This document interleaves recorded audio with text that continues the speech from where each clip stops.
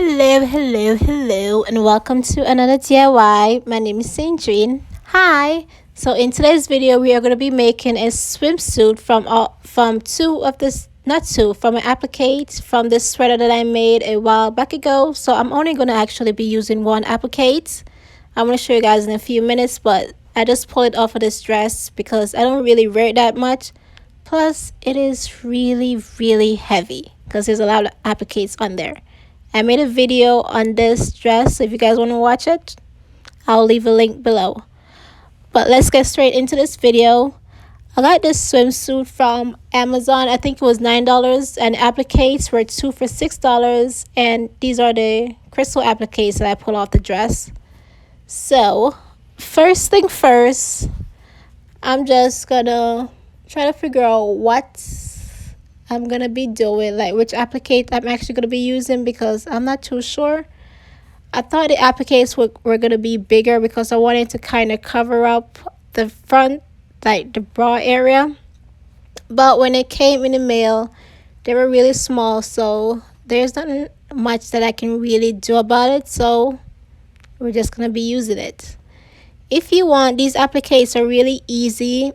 You can just simply sew them on if you want, but that's just too much work, too much time. Plus, I don't like hand sewing anything on. I rather just use my sewing machine or just glue it on. So in this video, I had three choices of how I wanted the swimsuit to be looking. I actually end up choosing these two appliques to be using. So all I'm gonna do is just use this E60 glue. I never used it before. I would not use it again because it was just way too much mess, and it takes a really long time for it to dry. So it's just best to use the E60 glue. Or if you want to be able to remove the appliques later on, you can just use your hot glue gun, and then it can just easily be peeled off. Yeah. So now all I'm doing is just gluing everything on. Then I'm going to leave it overnight for everything to dry. I think with this new glue that I use, it probably took, I would say, 2 days, because I did left it overnight for it to dry. Then in the morning, the second part, right there, the second applique that I put on still wasn't dry, plus the top was really wet. So I'll just give it 3 days for everything to, not 3 days, 2 days for everything to dry, to make sure that nothing can be peeled off or anything like that. Just leave it, don't trouble it or anything like that.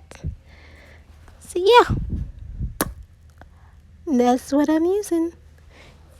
I actually end up using this brush because it's really hard to get the glue out, so that's why. And I also got this brush from Amazon as well. I got it in a set for another video that I will show you guys really soon. Yep. Da da da da da. Dun dun. Da da da da da. Din din. This is really boring, but yeah. So this is the final step. I'm just gonna flip it over. Just make sure that it's where I want it to be, because if I move it around, then you're gonna see the part where the glue was. So this is how everything turned out. I have it on this flower wall that I made, but this is how it looks. It looks so good. I'm happy about everything.